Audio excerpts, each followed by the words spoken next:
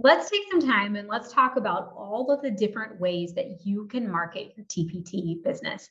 I think a lot of times as TPT sellers, we hear the same ones over and over again. We hear about blogging, we hear about email marketing, we hear about social media. And sometimes we can kind of cringe and think, I don't want to do that. I don't want to blog. I don't want to be on social media. I don't want to do those dancing reels or anything like that, right? But there's so many ways that you can market your TPT business, and you can pick the one that is the best fit for you. So we're going to be going over 10 ways that you can market your TPT business. Now I'm going to go ahead and I'm going to start off by saying that all of these ways have pros and cons. And so what I would encourage you to do, if you're trying to decide what your next marketing avenue is going to be or what your primary marketing avenue is going to be, I would encourage you to start by listening and take note of the ones that sound appealing to you, and then research the pros and cons, maybe talk to some people who do that, and before diving in and committing wholeheartedly to one, unless there's one that you're like, yes, I know that this is what I want to do. But hopefully this will give you some ideas and spark some ideas. And if you're the type of person that maybe you've even been marketing a certain way for a while and it's not working out for you, or it's not how you want to grow your business long term, then this could give you some ideas for additional options. All right, we got 10 to go through. So let's start with number one. Number one is Pinterest.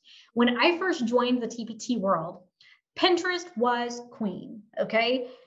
And everyone did Pinterest and everyone did blogging. Those were the two things that everybody did. And while there are a lot of TPT sellers who are finding success on Pinterest, what the majority are saying right now is that Pinterest is kind of going through an adolescent phase, right? It was really cute and it was really great. And it was really easy to work with. And all of a sudden it's got a little bit of attitude. Its mood changes day by day. And now you don't know which way is up, okay? That's kind of how Pinterest is right now. Pinterest is kind of as a platform deciding how they want to be viewed, how they want their viewers to interact on their platform, and ultimately what they want it to be. And so if you've heard about Pinterest and you've ever kind of been on the fence about Pinterest, personally, this is one right now that unless you have a lot of experience already with Pinterest and you already have an active audience on there, I would wait and just kind of see what Pinterest does in the next year or two before diving in. That said, there's even a member inside of Rebranded Teacher Academy right now who just got monetized with Pinterest. So they're paying people to create content on there. And so if that's something that's appealing to you, then you can absolutely explore that and look into it. And that may be a really great option for you. There's also Pinterest ads, so you can always explore advertising with Pinterest and things like that. And so even if you're not getting good traffic organically, ads on Pinterest may work for you. So all that to say, if you are interested in Pinterest, but you haven't started yet, I strongly recommend being a part of a Pinterest group or taking a Pinterest course or something like that that's going to give you some really current, up-to-date information on how to use Pinterest as a platform. All right, let's go on to number two. So I mentioned this one before. When I first started, Pinterest and blogging were the big things that everybody was doing. And blogging is a really big one. So the pro to blogging is obviously that this is going to be recurring traffic. So this is not something that I'm putting out one time and nobody ever sees it again. Anyone theoretically can find my content at any given point in time, which means that a blog that I create now could still be useful or could still help a teacher or could still direct traffic to my TPT store 5, 6, even 10 years from now. And so that's where the mass appeal for blogging comes in. This also allows buyers to come in and to really learn about a resource before going to TPT. And so it's going to increase my conversion rates on TPT. It's going to allow my buyers to have a better experience with my product because they already know everything about it. It's going to allow me to even grow my email list or to grow my audience on my own platform. And so that's one of the really big pros of blogging. One of the cons of blogging in my mind is that it's a lot of content to produce. Now, I'm not a writer. I don't enjoy writing. I don't enjoy blogging. I'm really not very good at that kind of thing. And because I don't enjoy it, it is tedious to me. And it's why I don't actually do blogging. And the other thing about this is for most people, it's going to take a while to build an audience via blogging. And so even though it's really great for recurring passive marketing, meaning I'm not having to actively get out there and market, it's bringing people in on its own. this is often very slow growing. And so that's one of the reasons why blogging is not super appealing to me, is just because of how slow growing it is and how tedious it is for me to do. However, if I enjoyed writing and I enjoyed that kind of thing, then I think blogging is a really great option because it allows you to direct traffic to so many different places. I can use blogging to get people to sign up for my email list. I can use blogging to direct them to TPT. I can use them to direct traffic to social media or anywhere that I want to long term. And so I think that it's a really, really great option for anyone who enjoys writing or loves blogs. All right, let's talk about number 3. Number 3 is YouTube. Okay. Now I know this can sound really intimidating, but there are a lot of ways to do YouTube. So for example, I do YouTube for Rebranded Teacher. I've been on there for a couple of years, but I've really only actively been putting out videos for the last 6 months on YouTube. But as I write this, in the last 6 months, I've noticed a huge surge, not only in my views, but in my audience, in my following, and in exposure to my brand as a whole from utilizing YouTube. And I think that for the most part, YouTube is not a very saturated place. And one of the things that I really love about it is that you can batch content very easily for YouTube. You don't have to show up live every day. This isn't something where you have to be cute all the time or everything always has to be perfect. You can create content. You can batch create your content. So you can create 4 or 5, even 10 videos at a time and schedule them out to go out so that you're not having to create content every single day. And there's a much wider variety of content that you can create. You can create content that helps teach difficult concepts to students that also advertises your products within that content. You can create content that gives tips and strategies for teachers. You can create fun content. You can do interviews. There are so many amazing things that you can do with YouTube, and you're going to get that passive recurring audience like you would with blogging. So at any point in time, someone can come on YouTube, they can type in a certain topic and they can find you and they can be led to your store. Okay. So that's one of the reasons why I love YouTube, is I feel like it's a faster way in general to grow your audience than, say, blogging, but it's also very sustainable. So a lot of people will really enjoy the writing part of blogging and not ever having to be seen. Whereas other people who are a little bit more like me, I can talk a whole lot faster than I write. And so I can say what I need to say and convey my message in a much more efficient way through video communication rather than written communication. And so it's easier for me to do that than it is to do blogging, but I get a lot of the same results from that. All right. The other thing that I really love about YouTube is that when you're creating video content, a lot of that can be repurposed. So I can repurpose some of that video content. I can put it on a blog. I can send it out in an email. I can use it on Instagram Reels. I can use it on Pinterest, just depending on the type of content that I'm creating. But video content is very versatile. And so if I'm creating video content, then it is really nice to go, then it is really nice to have that to use on other platforms as well. Let's talk about some of the cons to YouTube. Some of the cons to YouTube is obviously that if you're going to put your face on there, you've got to look presentable. You have to get yourself dressed up. You've got to get the lighting. You've got to do the video editing and all that kind of stuff. And all of that can be a little bit tedious and time consuming. But again, if you're batching, I'm turning these lights on one time right now, and I'm recording like 6 different videos. So even though I had to put my makeup on, had to fix my hair, had to set up the lighting and all of that, I'm only having to do it once for multiple videos, and it takes care of several weeks at a time. And so there are some cons, there are some drawbacks, but overall, I find YouTube to be a really great option for people who want a really low-key type of advertising. The next thing that we can talk about is podcasting. So let's talk about the pros of podcasting. I love podcasting for many of the same reasons that I love YouTube. I have a podcast for Rebranded Teacher. Obviously, some of you guys are listening to the podcast right now. Some of you guys are watching this on YouTube because I use the content in both places. And so that's one of the reasons why I really love podcasting and YouTube, is that I can use both pieces of content for 2 different platforms with very minimal editing differences. Now, what I've noticed though is with my podcasts, I don't really have the opportunity to go viral, right? So with a YouTube video or with a pin on Pinterest or with a social media post, it can go viral. Something can take off all of a sudden. A piece of content can get shared by multiple different people, and it can kind of take off and really bring a lot of attention and attraction. But on podcasting, you don't really have the same thing.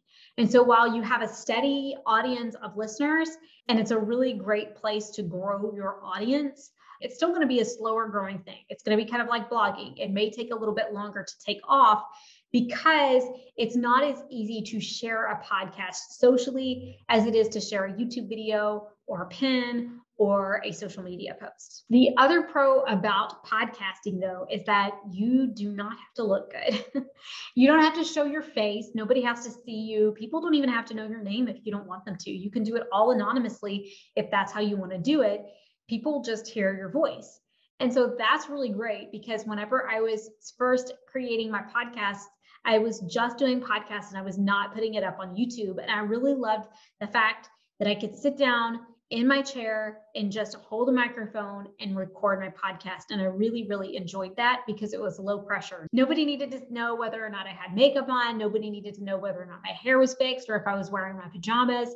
It was just me showing up, talking into a microphone. And I really loved that aspect of it. Let's talk about the next one, Instagram. Now, Instagram is really great for people who enjoy social media. Okay. I love Instagram. I just don't like putting my makeup on all the time. And so I'm a little bit biased here because I really enjoy the platform. I really enjoy creating reels. I enjoy all of that. I just find that my energy levels vary quite a bit. And Instagram is the kind of place where you really need to be consistent with the content that you're creating. It doesn't mean that you have to create content every day, but you do need to be consistent with it. And you need to produce different types of content. So you need to be producing stories, posts, reels at minimum. And so if I'm creating 3 different types of content, then that to me gets to be a little bit exhausting, especially with the stories, because those expire after 24 hours. And so if you're gone for 24 hours, there are no stories, there's no content for anyone to view unless you're putting out content in your feed. And so for me personally, over time, it's something that I've backed away from, even though I do really love it. I've just found that I would rather be creating content that works for me over time than I would be creating a lot of content that's only available for a short period of time. And that just works better for me and for my lifestyle. But you do have much more of a potential to go viral, as they say, if you're using Instagram or even TikTok or something like that on social media, because you can have a reel or a piece of content that gets shared out. It can go viral. It can bring you a whole lot of attention, and you can grow a lot faster, I've found, on social media than you can on a lot of other platforms. Let's move on to number 6, and that is Facebook groups. Facebook groups can be really amazing. But one of the things that I found is they take a lot of work to keep consistent conversation going. It takes starting conversations within the group. It takes a lot of work and a lot of effort. And sometimes a group can go stale, and then it's really hard to kind of revive it. So with Facebook groups, the one thing that I really love, though, is that you can schedule everything out in advance. You don't have to show up every day. You don't have to put content out every day. In fact, your content can just be asking a question or putting a poll up inside of your Facebook group. Something really simple that doesn't require you to even create a graphic or to show your face. And so that's one of the lovely things about Facebook groups, is that it doesn't require a lot out of you. The other thing is that Facebook groups encourage conversations between other people.